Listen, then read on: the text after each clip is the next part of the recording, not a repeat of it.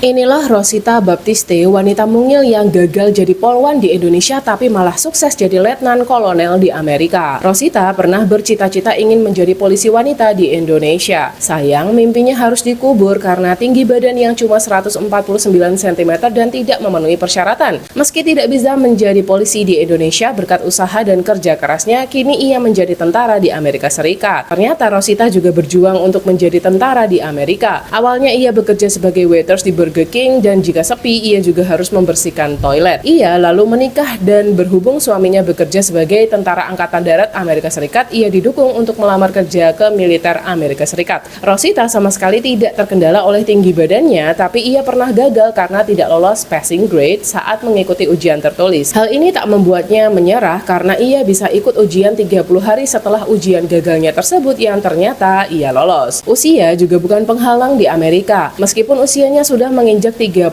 tahun saat pelatihan, tetapi Rosita tidak menerima perlakuan yang berbeda. Ia tetap mendapatkan pelatihan fisik yang cukup keras saat menjalani sekolah mekanik. Tidak ada pengecualian untuk perempuan dan laki-laki. Karirnya semakin gemilang di dinas militer Amerika Serikat. Rosita pernah ditempatkan di Jerman selama 4 tahun. Ia juga dikirim ke Irak dan Kuwait. Rosita juga menjadi perwira letnan 1 yang membawahi banyak anak buah. Punya anak ternyata bukan kendala di Amerika. Ia dikaruniai anak pada tahun 2009, ketika anaknya lahir, Rosita yang berusia 41 tahun malah dihadiahi dengan pangkat letnan 1. Setelah itu, Rosita terus naik pangkat dan menjadi warga negara Amerika Serikat. Sungguh berbeda dengan yang terjadi di Indonesia ya guys. Kalau di Indonesia mau kerja harus spek idol dan wajib masih muda. Ini aneh karena yang punya kebutuhan lebih banyak kan orang yang sudah berumur. Jadi nggak heran sih kalau ada sandwich generation karena yang tua gimana mau berpenghasilan kalau kerja aja nggak ada yang mau nerima. Mau bisnis nggak ada modal, mau utang bunganya besar dan nggak punya jaminan. Bener-bener lingkungan yang pas untuk hidup miskin selamanya deh pokoknya.